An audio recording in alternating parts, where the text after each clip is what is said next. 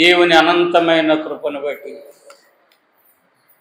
జీవమై ఉన్న దేవుడు తన జీవమును నిరంతరము ధారావాహికంగా సృష్టి అంతటి మీద కుమ్మరించటను బట్టి సృష్టిలోని ప్రతి జీవి ప్రాణి సజీవులమే సంచరించగలుగుతూ ఉన్నాము. ఈ సజీవులున్న లోకములో ఉన్న మనము పరిశుద్ధుల సహవాసములో పాటలు మాటలు ప్రార్థనలతో సాగుతూ ఉన్నాము. ప్రియులారా, ఈ సందర్భంలో ఈ కాలం వరకు మనల్ని నడిపించిన దేవుడు 2025వ సంవత్సరము 11వ నెల అనగా వసంత మాసము దేవుని కుమారుని రాకడకు ఆ కాలమును గురించి సమయం గురించి ఎవరికి తెలియచేయనటువంటి తండ్రి తన నామం మీద ఆధారపడి జీవిస్తున్నటువంటి బిడ్డల విషయంలో ఒక సూచన తెలియజేశారు. ఆ సూచన ఏంటంటే వసంత మాసము. చెప్పండి, వసంత మాసము అంటే మంచు కురియు కాలము, చెట్లు పూత పట్టే కాపు కాసే కాలము, చిగురించే కాలం. ఈ ఒక్క సూచన ప్రభు మనకు దయచేసిన వారై ఉన్నారు.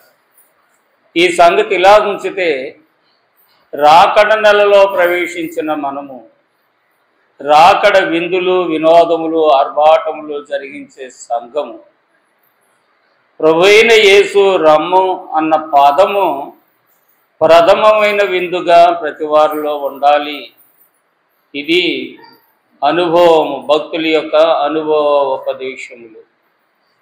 పరిశుద్ధాత్మ దేవుడు కూడా ప్రకటన గ్రంథం 22వ అధ్యాయంలో ఇదిగో త్వరగా వచ్చుచున్నానని చెప్తున్నాడు. కాబట్టి వినువారును త్వరగా రమ్మని చెప్పవలెను అని 22వ అధ్యాయం 17-18 వచనాల్లో ఈ సంగతులను తెలియజేయడము జరిగింది. వీళ్ళారా, రెండవ రాకడ విషయాలు మనం ధ్యానించే ముందు దానికి ముందు ఈ దినము సర్వ పరిశుద్ధుల యొక్క ఆరాధన.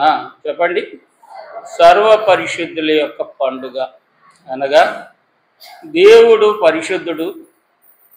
దేవుణ్ణి అనుసరించి జీవించిన పరిశుద్ధులను జ్ఞాపకము చేసుకొనుట సంఘానికి ఆశీర్వాదకరమైన సంగతి. ఏ దైవజనులను మనం స్మరిస్తూ ఉంటామో వారి ఆత్మ మన స్మరణలోనికి వచ్చి మన యందు నిలిచి తన ఆత్మకార్యము జరిగిస్తూ ఉంటుంది. చూడండి, దేవాలయంలోనికి రాకమునుపు ఒక నిర్ణయం తీసుకోవాలి. నేను పెడచూపు లేనివాడనే, పెడచూపు లేని దాన్ని. నీవు చెప్పు సంగతుల మీద మాత్రమే మనసు నిలిపి నీ కార్యములను తలబోసుకున్నట్టు విశ్వాసం నాకు కలిగించు తండ్రి అని ముందుగా ఒక నిర్ణయం తీసుకొని ఆరాధన ఆరంభానికి దేవాలయంలోకి వచ్చి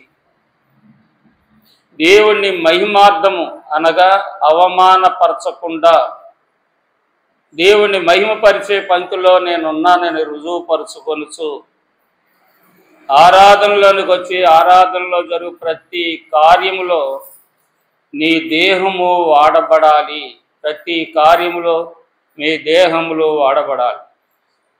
సంవత్సరాల తరబడి వింటున్న పాటలు మాటలు బోధలు దానిని దైవజనుడు ఏమన్నారంటే మతికి వినోదం ఇస్తుంది అన్నారు. బ్రతుకు తెరువైనట్టి పాటలు మాటలు, బ్రతుకు తెరువైనట్టి పాటలు మాటలు, మతికి వినోదము మహిమ కదలాయించుడి, మతికి వినోదము మహిమ కదలాయించుడి. భయపడరాదు జనాంగమా, భయపడరాదు జనాంగమా, భయపడరాదు నిన్ను భయపెట్టరాలేదు భయపడ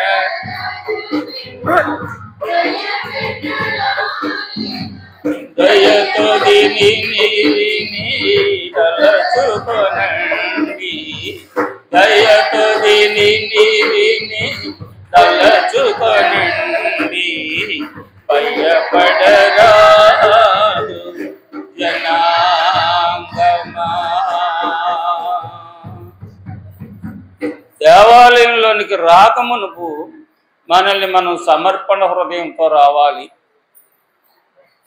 దేవాలయంలోకి వచ్చిన తర్వాత మన దేహము సజీవయాగంగా దేవునికి సమర్పించుకోవాలి.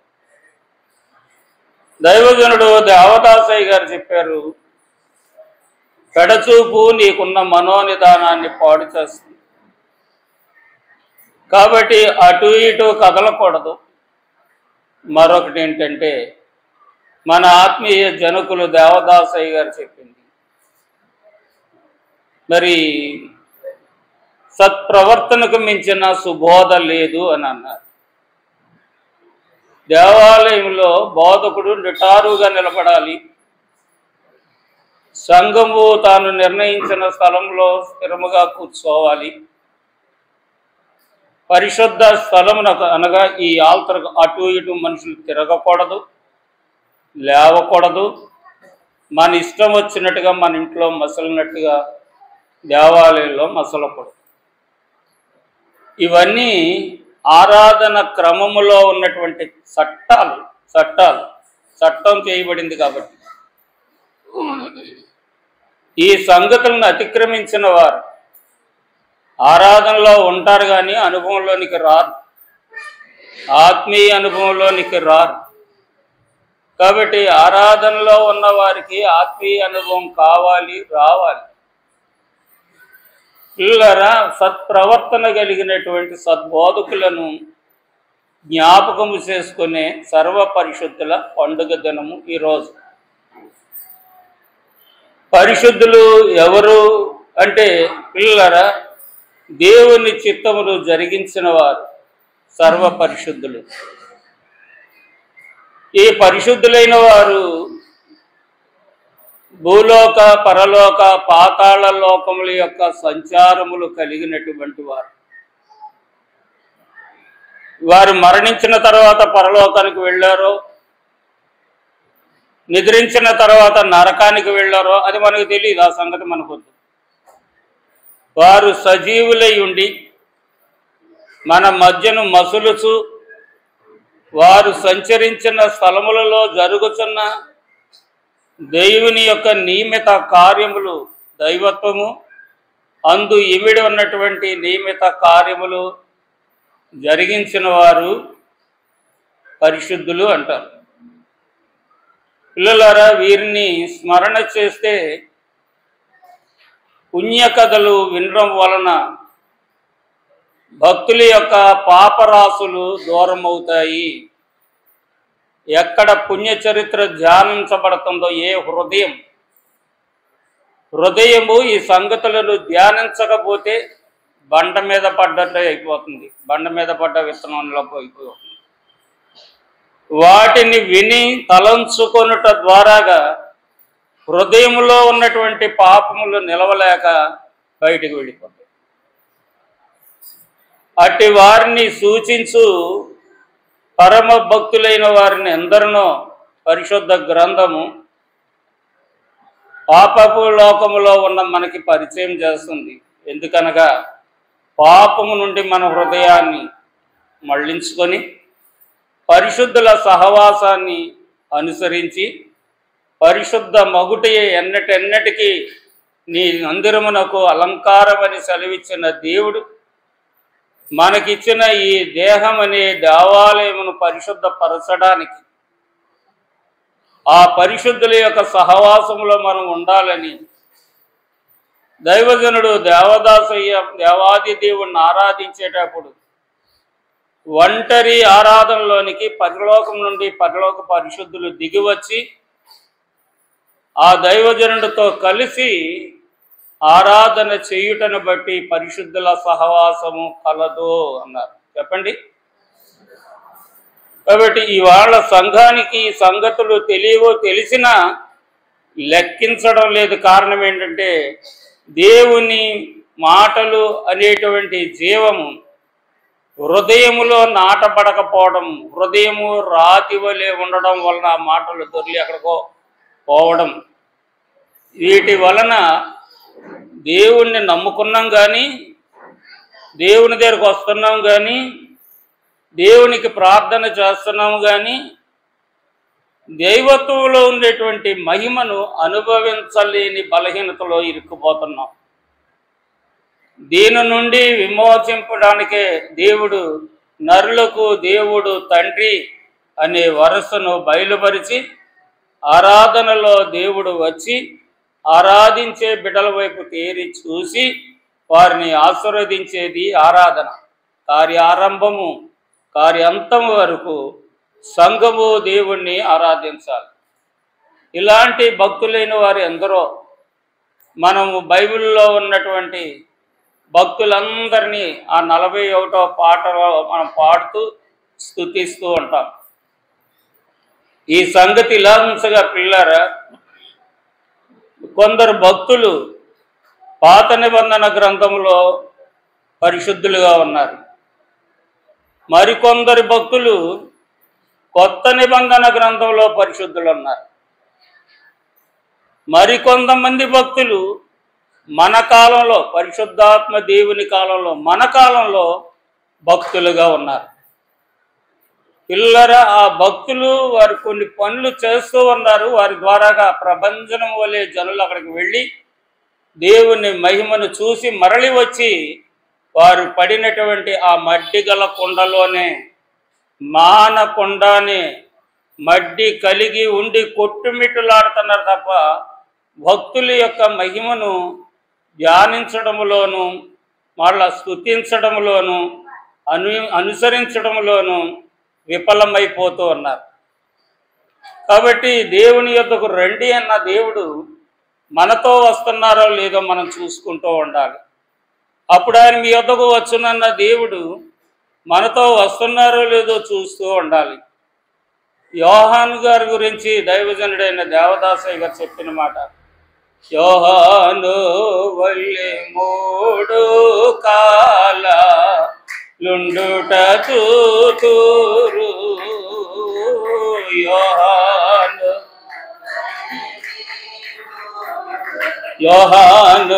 వల్లే 3 కాలాలుండుట చూతురు. యోహాను వల్లే 3 లోకాలుండుట చూతురు. యోహాను వల్లే 3 లోకాలుండుట. వీళ్ళరా, ఈ భక్తులు యోహాన్ గారి గురించి తెలియచేస్తూ మన తండ్రి గారు యేసునామ దారులకున్న ధన్యతలేమిటో మనము సజీవులమై మసలుచుంటుండగా దేవుణ్ణి మహిమపరిస్తే ఆ ధన్యతలన్నీ దేవుడు మన కంటికి చూపిస్తాడు, అనుభవంలోనికి సమకూరుస్తాడు. కాబట్టి ఈ ధన్యత, దేవుడు ధన్యత అన్న పదములో ఇమిడి ఉన్నటువంటి ఆ ధన్యతను గురించి మనం ప్రయాసపడాలి, ఆ ఆశపడాలి, సిద్ధపడాలి. పాత నిబంధన గ్రంథంలో ఏలియా వంటి, యెహెజ్కేలు వంటి వారు ఎందరో, మరి ఇహపరములను సంచరించినటువంటి వారు ఎందరో ఉన్నారు. కొత్త నిబంధన గ్రంథంలో కూడా అనేకులైనటువంటి భక్తులు ఉన్నారు.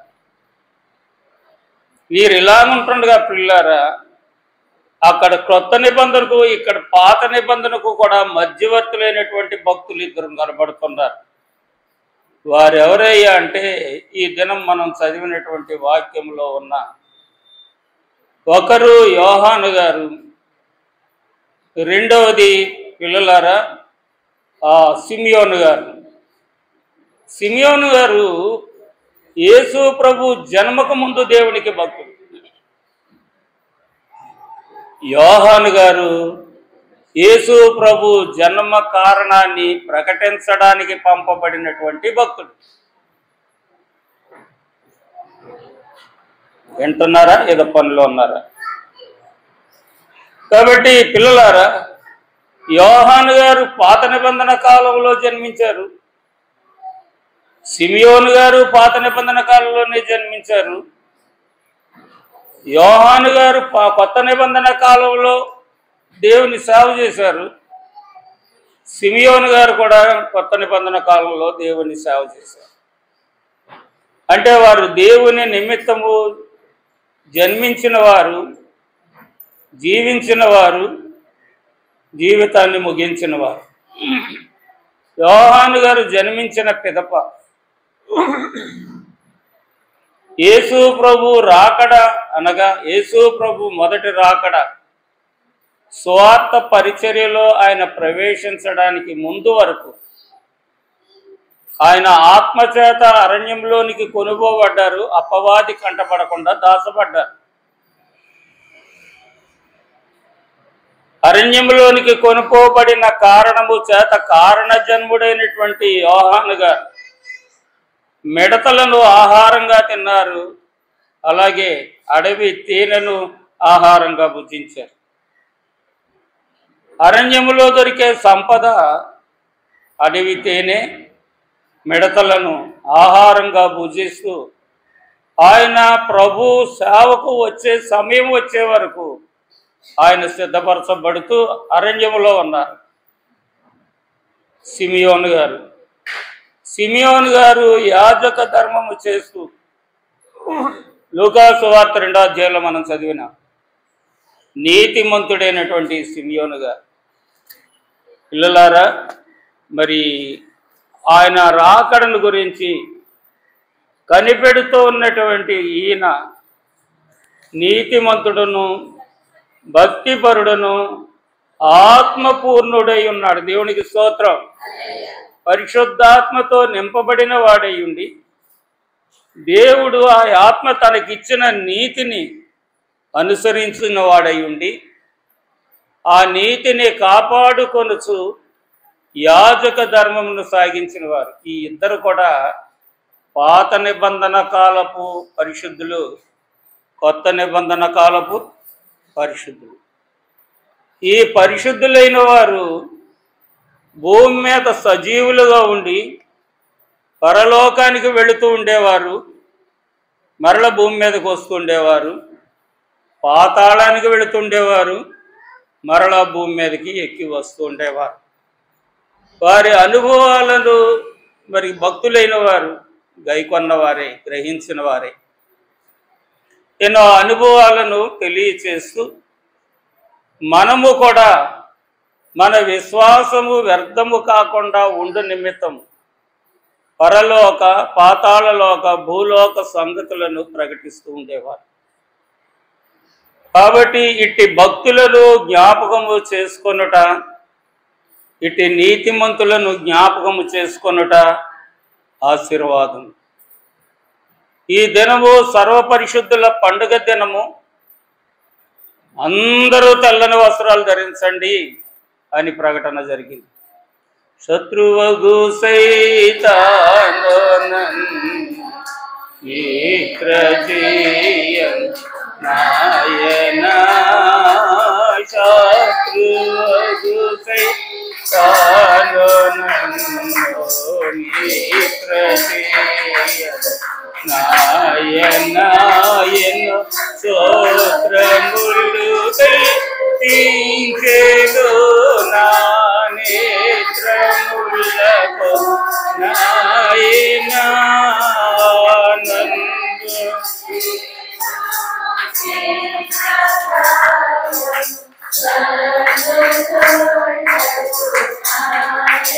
ఈ ఆచరణలలో లోపము కలిగినటువంటి మనము దేవా సరిచేసి మా లోపములను సరిదిద్ది నీ నియమము కొరకు మమ్మల్ని సిద్ధపరచము తండ్రి అని దేవాలయంలో మనం ప్రార్థన చేస్తూ ఉంటే మన ప్రార్థనలు దేవుడు వ్యర్థంగా పోనవడు.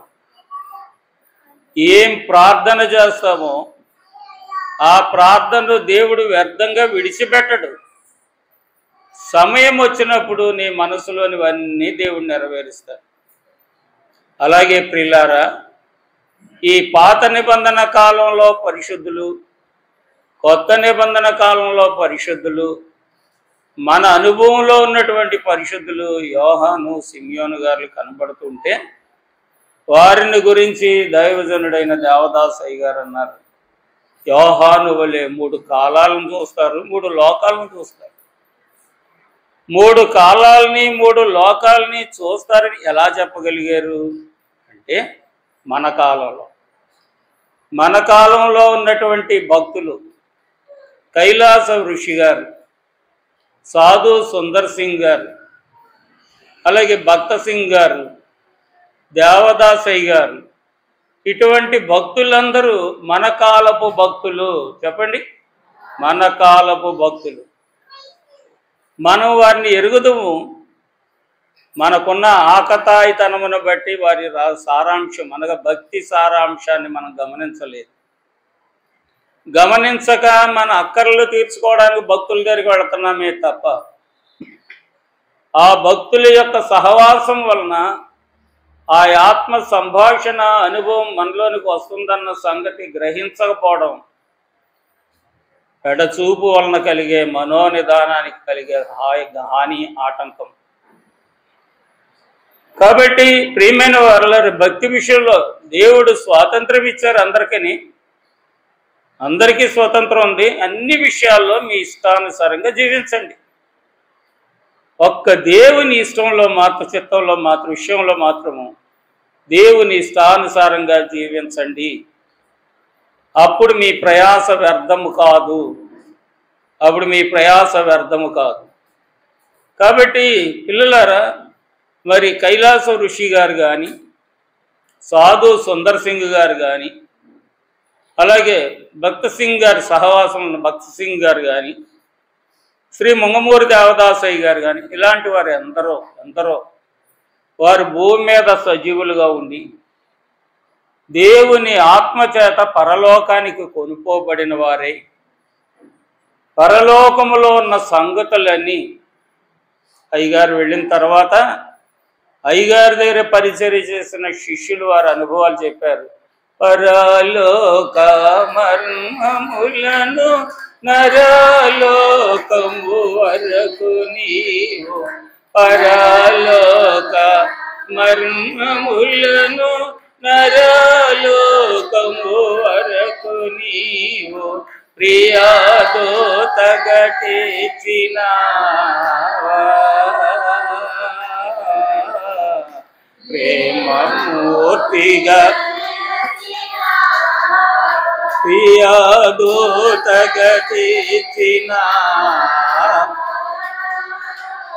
ప్రేమమూర్తిగా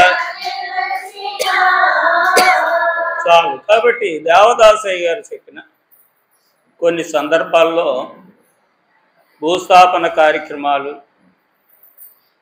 జ్ఞాపకార్థపు ఆరాధనలు జరిగేటప్పుడు సాధు సుందర్ సింగ్ గారి యొక్క అనుభవాలు చెప్తూ ఉంటాను నేను. సాధు సుందర్ సింగ్ గారు పరలోకంలోనికి వెళ్ళగా పరలోకపు దర్శనములో, ఆయన ఇక్కడే ఉన్నాడు, భూమి మీదే ఉన్నాడు, దర్శనములో ఆ ఆత్మ ఆయన్ని పరలోకానికి తీసుకొని వెళ్ళి పరలోకములో ఉన్నటువంటి జరుగుతున్న సంగతులన్నీ కన్నులారా చూసి భూమి మీదకి దిగివచ్చి ఆయన చూసిన దాన్ని, విన్నవాటిని, కన్నవాటిని ఓ పుస్తకంలో రాసి, చిన్న పుస్తకం, మన ఆదివారపు ఆరాధన కరపత్రిక అంత చిన్న పుస్తకం ఉంటుంది. దయతో కూర్చోవాలి, కదలకూడదు.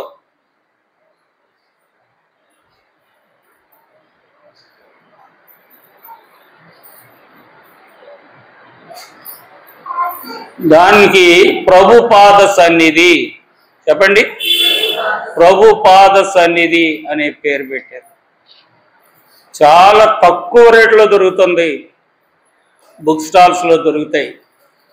ఆ పుస్తకం కొని చదువుకోనండి. మన చరిత్ర ఉంటుంది, మన చరిత్ర అనంతరం మన చరిత్రే ఉంటుంది. ఆ చరిత్ర ముగింపు అయిన తర్వాత మహిమ చరిత్ర ఏదో అది కూడా దాంట్లోనే ఉంటుంది. మనందరి చరిత్రలు దాంట్లో ఉంటాయి. అంటే మనం ఉంటామా? కాదు కాదు. మనకలాగా జీవించిన మనకు ముందున్నటువంటి కొందరు భక్తులము అనే మాయలో ఉండి ముసుగు వేసుకొని మోసపోయినటువంటి భక్తులు, పరదేశికి కొనుపోబడిన తర్వాత జరిగే పరిస్థితులు, పరదేశంలో జరుగుతున్నటువంటి న్యాయ నియమములు అనంతరము మనిషికి సంభవించే మహిమ జీవనము, ఇంకా చెప్పాలంటే తమ క్రియలను బట్టి జరిగే భవిష్యత్తు విషయాలు దాంట్లో ఉంటాయి. కాబట్టి మన గురించి మనకు తెలీదు, చెప్పినవి కూడా వినలేని నమ్మలేని బలహీనలో మనం ఉన్నాము. ఈ చరిత్రలు చదివితే పిల్లలారా, మనమేమిటో మనం ఏమవుతామో ఎలాగుంటామో మన జీవితం మనకు సాక్ష్యం ఇస్తుంది.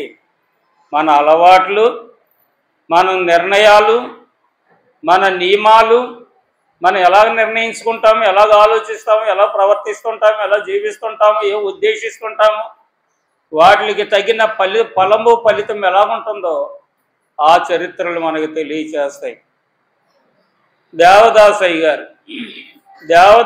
గారు భూలోకంలో సన్నిధి చేస్తూ దేహాన్ని ఇక్కడ విడిచిపెట్టి ఆత్మవశుడై పరలోకమునకు కొనిపోబడి పరలోకములో జరుగుతున్న సంగతులు సభలో ఏకీవించి అక్కడ సంగతులను అన్నిటినీ ఆపాసనము అనగా హృదయంలో ఇముడ్చుకొని మరల వచ్చేవారు. ఈ లోపల శిష్యులైన వారు అయ్యగారి దగ్గరకు వచ్చి మాట్లాడట్లేదు. అయ్యగారు పడుకున్నారా? ప్రాణం పోయిందా? ప్రాణం పోయిందేమో, ఇంతసేపు అయింది, కదలడం లేదు, మెదలడం లేదు, పిలిస్తే పలకడం లేదు అని కలవరపడి కొందరైతే వేదన పడేవారు, కొందరైతే కనిపెట్టేవారట. వారు సహనము చల్లారిపోయిన తర్వాత దేవదాసయ్య గారికి మెలుకు వచ్చి ఆత్మ దేహంలోకి వచ్చి మాట్లాడి, అబ్బాయి ఏమనుకుంటున్నారు? ఇలాగ అనుకుంటున్నారు కదా నా గురించి, నన్ను ప్రభువు పరలోకానికి రమ్మన్నారు, అక్కడికి వెళ్ళాను, అక్కడ చూసిన వాటిని అన్నిటినీ ఇక్కడ బోధించమన్నారు కాబట్టి తీసుకొని వచ్చాను అని చెప్పి పరలోకపు సంగతులను సన్నిధి కోటాలలో, సహవాస కోటాల్లో సెయింట్ దేవదాసయ్య గారు విపులంగా చెప్తూ వచ్చేవారు. అలాగే జరిగింది, అలాగే నెరవేరింది. ఆ తర్వాత అయ్యగారు భూమి మీద ఉంటుండగానే హెడెస్లోనికి వెళ్ళవలసి వచ్చేది. కొన్ని సందర్భాల్లో పాతాళానికి వెళ్ళి ఆ హెడెస్లో బోధించడానికి ప్రభు చేత పంపబడేవారు. వెళ్ళి నరకమున పడువారిని చూసి పరిశుద్ధాత్మ విలపించున్. నరకమున పడువారిని చూసి పరిశుద్ధాత్మ విలపించున్. నరుల కాదర నాయగు తండ్రిని, నరుల కాదరణాయగు తండ్రిని, నరుడెట్లాగా ప్రేంపగలడు, దారింప. ఆ నరకములోనికి వెళ్ళి గొల్లమని ఘోషిస్తున్నటువంటి వారిని చూసి ఆదరణకరమైన బోధ చేసి ఆ అగ్నిలో కాలుతున్న ఆత్మలకు నెమ్మది కలిగించే దేవుని మాటలు వినిపించి వారిని సిద్ధపరుస్తూ ఉండేవారట. ఈ సంగతి దేవదాసయ్య గారు నిద్రించిన తర్వాత కాదు, వారు సజీవులుగా ఉంటుండగానే ఉండి అక్కడికి వెళ్ళి ఆ సంగతులు, పాతాళానికి ఇక్కడ సంగతులు, భూమి మీదకి వచ్చి మన సంగతులు ఆయన అన్నిటినీ చక్కగా పరిశీలన చేసి ఎలా జీవించాలో, ఎలా ప్రవర్తించాలో, ఎలా ప్రార్థించాలో, ఎలా అనుసరించాలో ఈ విషయాలన్నీ చెప్తే దేవదాసయ్య గారు బోధలు విన్నవారు అందరూ పరమభక్తులయ్యారు. దేవునికి స్తోత్రం. పరమ భక్తులయ్యారు. భక్తులైన వారు అంతటితో ఆగిపోలేదు.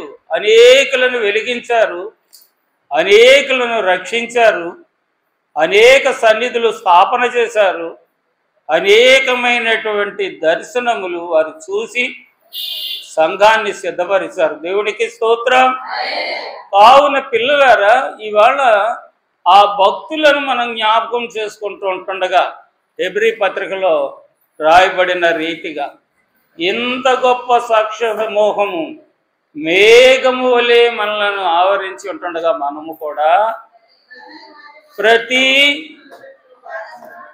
మైకోటి దగ్గర పెట్టుకోండి, ఈ అలవాటు చేసుకోండి. మైకోటి దగ్గర పెట్టుకొని అలవాటు చేసుకొని, ఇంత గొప్ప సాక్ష్య సమూహం మేఘం వలె మనలను ఆవరించి ఉన్నందున మనము కూడా ప్రతి భారమును సులువుగా చిక్కులు పెట్టు పాపమును విడిచిపెట్టి, ప్రతి భారమును సులువుగా చిక్కులు పెట్టు పాపమును విడిచిపెట్టి. బాబు కుర్చీలు ఉన్నాయి, కుర్చీలో కూర్చోనండి.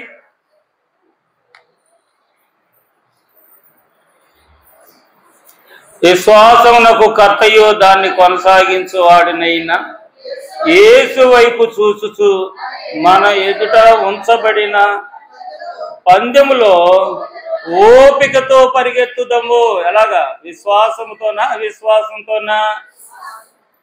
అనుకూలంగానా లేకపోతే ప్రతికూలంగానా?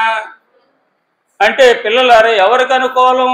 దేవుని మనకు అనుకూలంగా నడుచుకోవడం మన అనుకూలత, దైవత్వానికి ప్రతికూలత అంటే తిరగబాటుతనం అన్నమాట. అర్థమైందా? తిరగబాటుతనం. దేవుడు దరి నుండి చెప్తున్నా, ఒక దరి నుండి క్రమమంతా ఎరిగిన వారమై ఉన్నా, మరొక దరిని ఆరాధనగా వెళ్ళకపోతే మనస్తాపం చెందే అనుభవం ఉన్నా, చెప్పండి మీలో. అమ్మా చూడండి, నేను కూర్చుని నిలబడి మాట్లాడాలన్న ఏకాగ్రత పాడవుతుంది, రికార్డింగ్ కూడా బ్యాడ్ అయిపోతుంది. ఆ వరుస కుర్చీలో కూర్చొని ముందు ఆ పక్క నుంచి ఫిల్ చేసుకుంటారండి, ఎదురు కూర్చోకండి.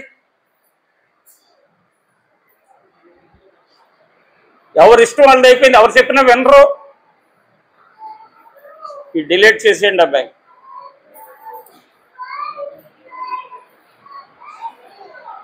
సావధానంగా సేవ చేయడానికి అనుకూలంగా లేదు, చాలా వేదన కలుగుతుంది హృదయానికి. కాబట్టి మన ఇష్టానుసారంగా ఆరాధించడము దేవునికి ప్రతికూలమైన పరిస్థితి. ఈ ప్రతికూలమైన పరిస్థితి తెచ్చిన వారిని గురించి మరి ఏమి చెప్పుదును అని అన్నారు దేవదాసయ్య గారు. ఇది ఎలా ఉంచితే పిల్లలారా, ఇక్కడ ఓపికతో పరిగెత్తుదము, ఆయన తన ఎదుట ఉంచబడిన ఆనందము కొరకై. చెప్పండి, ప్రభువు తన ఎదుట ఉంచబడినటువంటి ఇవాళ మనం అందరూ ఎందుకు దేవుణ్ణి ఆరాధిస్తున్నాం? దుఃఖపడ్డానిక, జబ్బును పడ్డానిక, ఊబిలో పడ్డానిక, దుఃఖం వేదంలో ఇమిడిపోవడానిక, శ్రమ పడ్డానిక, జీవితం అంతా ప్రయాసపడడానిక? ఎందుకు దేవుణ్ణి ఆరాధిస్తున్నాము అంటే, దేవుని దగ్గరికి వెళ్తే దుఃఖం తొలుగుతుందేమో, నెమ్మది కలుగుతుందేమో కదా. దుఃఖము తొలగి నెమ్మది కలుగుతుంది, వేదన తొలగి ఆదరణ కలుగుతుంది, ఆయాసము తొలగి ఆనందం కలుగుతుందనే ఆశతో దేవుని దగ్గరికి వస్తూ, పిల్లలారా వైద్యుని దగ్గరికి వెళ్తాం. వైద్యుని దగ్గరికి వెళ్ళి ఒంట్లో బాగోలేదంటాం. గత కాలం అయితే నాడి చూసేవారు, కన్ను చూసేవారు, నాసికను చూసేవారు. ఈ కాలంలో చూడగలిగింది ఏమీ లేదు వాళ్ళకి. మనిషిని గురించి మనిషిగా తెలియడం లేదు, యంత్రాలు చూస్తున్నాయి. ఆ యంత్రాలు కొన్నిసార్లు పాజిటివ్గాను, కొన్నిసార్లు నెగిటివ్గాను వాటి రిజల్ట్ తెలియజేస్తుంటాయి. అర్థమవుతుందా? కాబట్టి ఆయన జీవితానికి దేవుడు నిర్దేశించినటువంటి నిర్దేశము చొప్పున మన మనుజులలో మనుజుడై, మన వంటి శరీర రక్తములు కలిగి మాంసము కలిగిన వాడై ఉండి, మన వలే శ్రమలు అనుభవించిన వాడై ఉండి, మనమే అనిపిస్తున్నాం సిలువను మోయట్లేదు కదా, సిలువ శ్రమ అనుభవించట్లేదు కదా. ఆ కఠోరమైన శ్రమ తాను అనుభవించి తన దగ్గరికి వచ్చిన వారిని అది లేకుండా చేయడం కొరకు ఆయన ఒక రకం పాటలు పడుతున్నాడు. పట్టి రక్షించుటకై ఈ ఆరాధనలు, ఈ స్తుతికోటాలు, ఈ ఉపవాసాలు, ఈ సన్నిధి ప్రార్థనలు ఎందుకు నియమించాడంటే మనుషులకున్న వంకర పోవడానికి. కాలకుండానే మేలిమియగున అని దైవజనుడు అన్నారు. సన్నిధిలోనికి వచ్చి మనస్సు యేసుని కథపై పెట్టి ప్రార్థన చేస్తే, నేను రాత్రి ఈరోజు జరుగుతున్న మనం తీసుకోబోతున్న ప్రభువైన క్రీస్తు వారి యొక్క శరీర రక్తాలు మన దేహంలో ఇమడాలని, ఆయన పరిశుద్ధ రక్తము మన రక్తాన్ని శుద్ధి చేయాలని, ఆయన పవిత్రమైనటువంటి దేహం అపవిత్రమైన మన దేహాలను పవిత్రపరచాలని సన్నిధి పరులైన బిడ్డలు 3 గంటల సేపు మోకాళ్ళేసి ప్రార్థనలు చేశారు.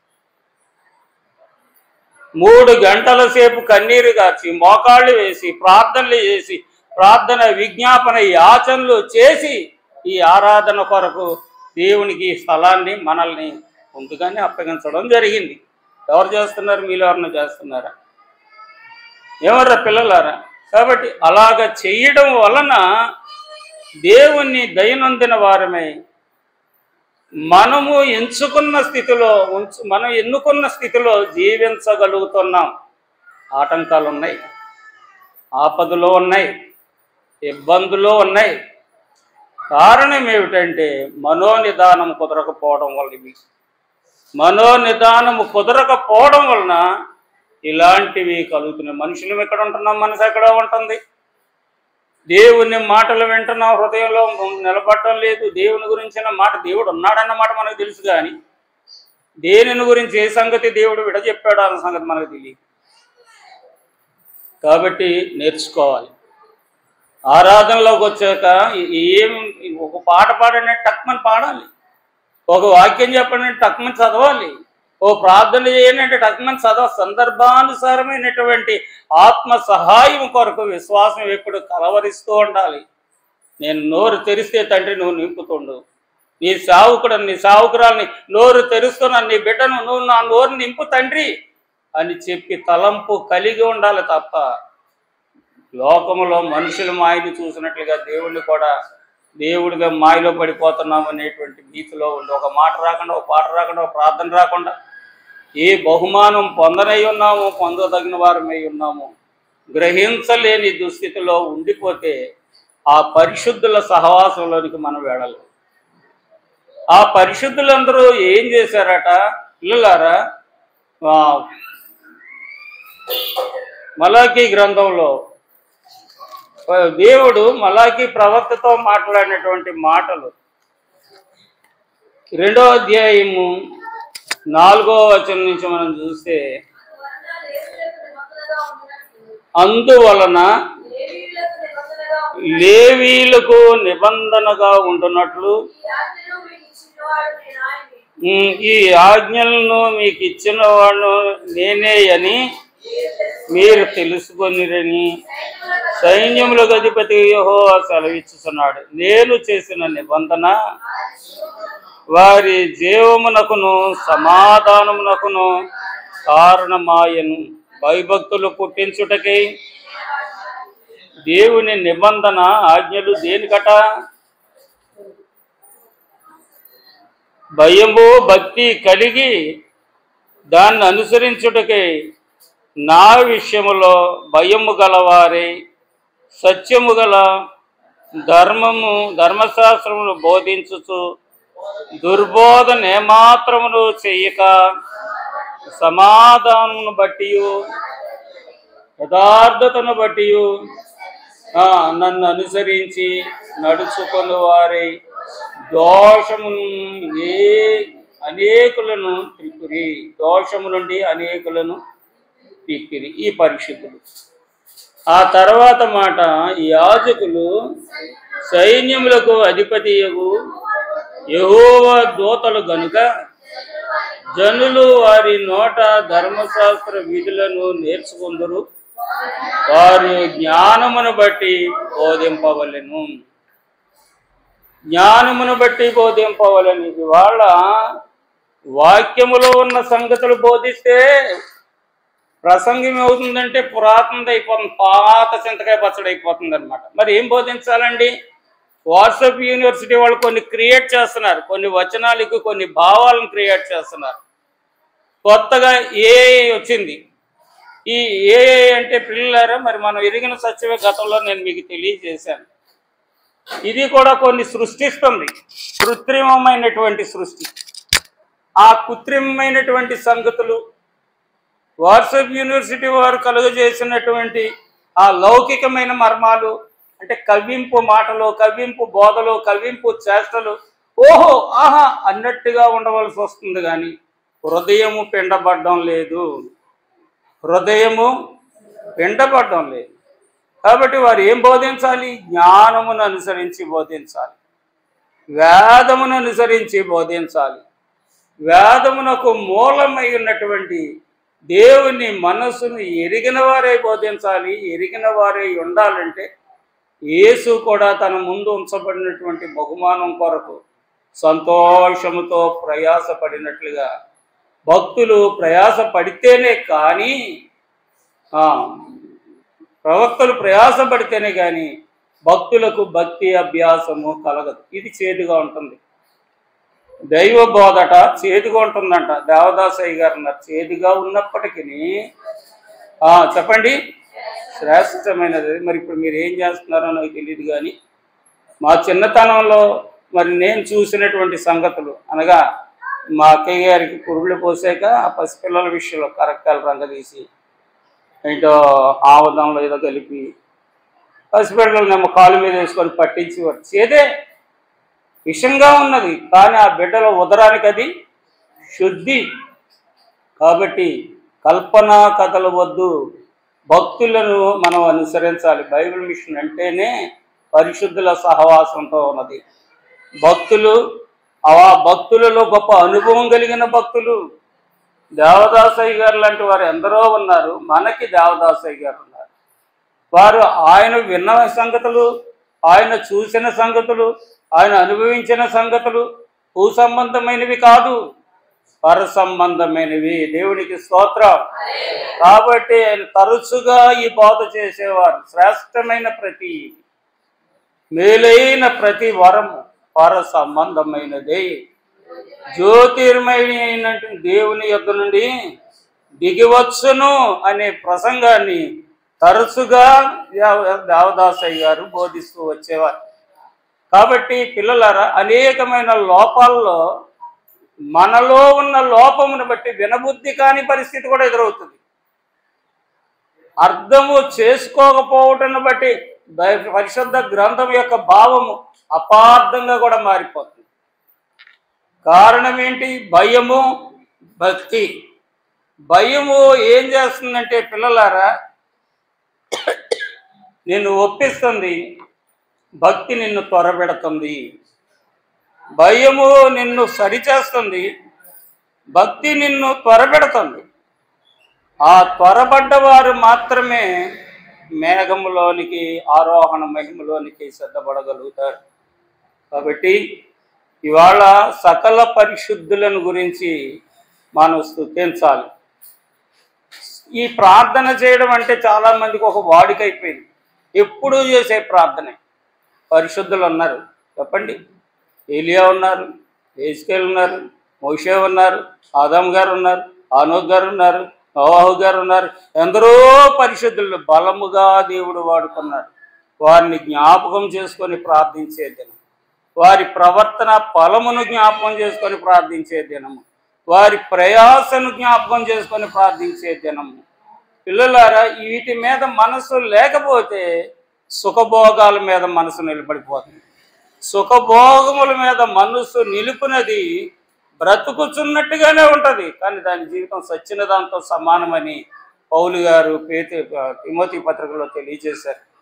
కాబట్టి బ్రతుకుచున్న మనము ఆ భక్తులు ఏం చెప్పారు, వారి అనుభవం ఏంటి, పరిశుద్ధ గ్రంథం ఏం చెప్పింది, మన అనుభవం ఏంటి, ఈ పరిశుద్ధ గ్రంథానికి ఆ పరిశుద్ధ భక్తుల యొక్క అనుభవం సరిపోయిందా లేదా, ఆ పరిశుద్ధ భక్తులను అనుసరించి జీవిస్తున్నామో లేదో, మన భక్తి అందుకు సరిపోయిందో లేదో అని సరి చూసుకోవడమే. పిల్లలారా, మనము దిద్దుకోవడము.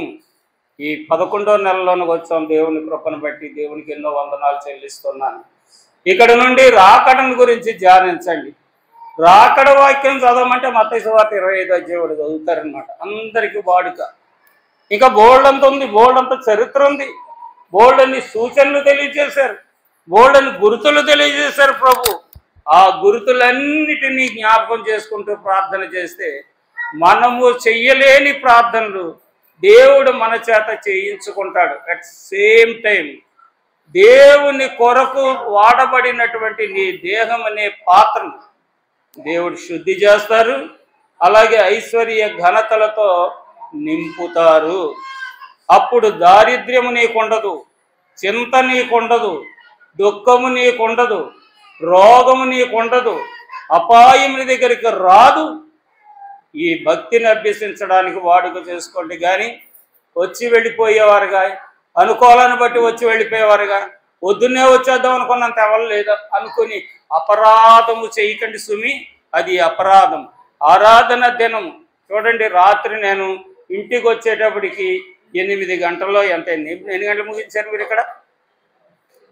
ఆ టైంకి వచ్చాను. మళ్ళీ 9 గంటలు ఇంకో ఊరు వెళ్ళాను.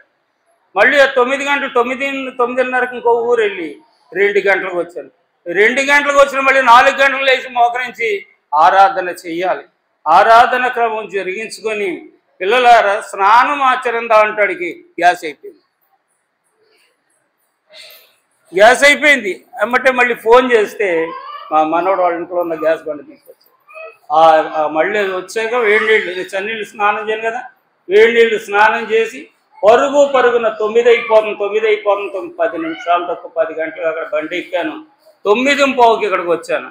అంటే వాయువేగంతో వచ్చి మీరెవరు రాకమునిపే పిల్లలు సండే స్కూల్ జరుగుతుంటుండగానే నా సిద్ధపాటు నేను చేసుకొని ఈ వస్త్రం ధరిస్తున్నాను తండ్రి అని చెప్పి ప్రార్థన చేసుకొని 10కి 2 నిమిషాలు 3 నిమిషాల ముందే ఆల్తన్ మీదకి రావడం. ఎందుకంటారు ఇవన్నీ?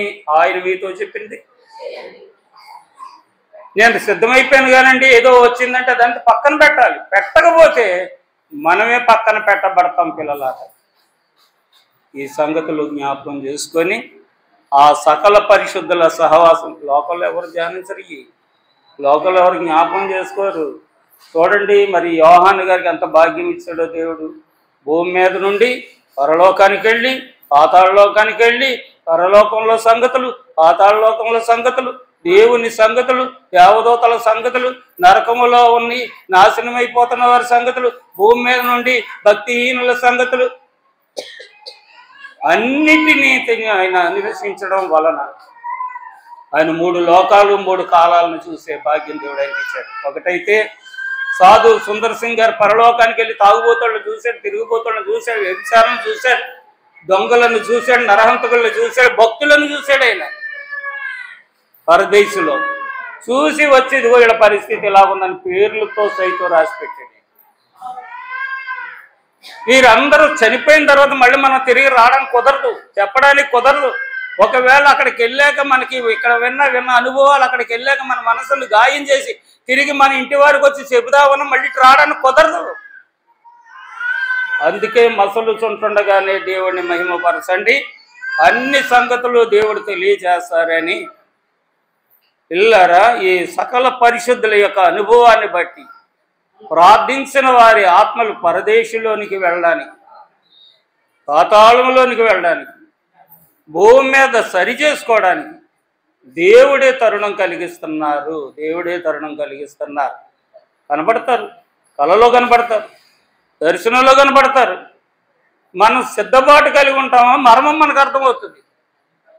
మర్మం అర్థమైన వారం అవుతామా? లేచి ప్రార్థన చేస్తాం. సిద్ధపాటు లేకపోతే మర్మం అర్థమవుతూ ఆ దర్శనం వచ్చినా లేవము, ప్రార్థన కూడా చేజార్చుకుంటామన్నమాట.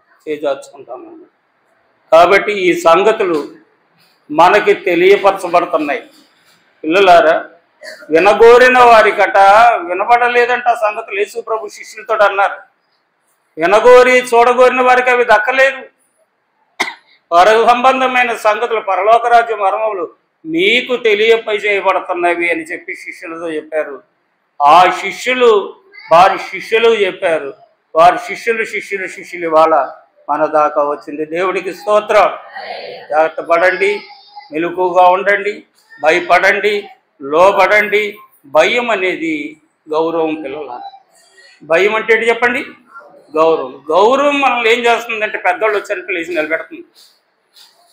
పిల్లలు పడిపోయారంటే గబుకుని ఎత్తుకోవాలనిపిస్తుంది. బంధువులు వచ్చారంటే ఆహ్వానించాలనిపిస్తుంది. అధికారులు వచ్చారంటే ఎదురెళ్ళాలనిపిస్తుంది. ఈ గౌరవ స్వభావం ఉన్నవారే దేవుని దగ్గరికి సకాలంలో రాగలుగుతారు, ఆరాధన చేయగలుగుతారు. వాళ్ళ మొదటి ఆరాధన పెద్ద ఆరాధన అన్న సంగతి అందరికీ తెలుసు. కానీ చాలామంది రాలేదంటే దాన్ని ఏమనుకోవాలి? మనం ఏదనుకున్నా పర్వాలేదు, కానీ దేవుడు మాత్రం మన గురించి ఏమనుకుంటాడనే ఆలోచన కలిగి ఉండాలి అని మీకు తెలియజేస్తున్నాను. కాబట్టి ఈ దినం సర్వపరిశుద్ధుల యొక్క పర్వదినము. ఈ పర్వదినంలో దేవుడు ఆ పరిశుద్ధులను జ్ఞాపకం చేసుకొనుట ఆశీర్వాదము. ఏమన్నారు చెప్పండి?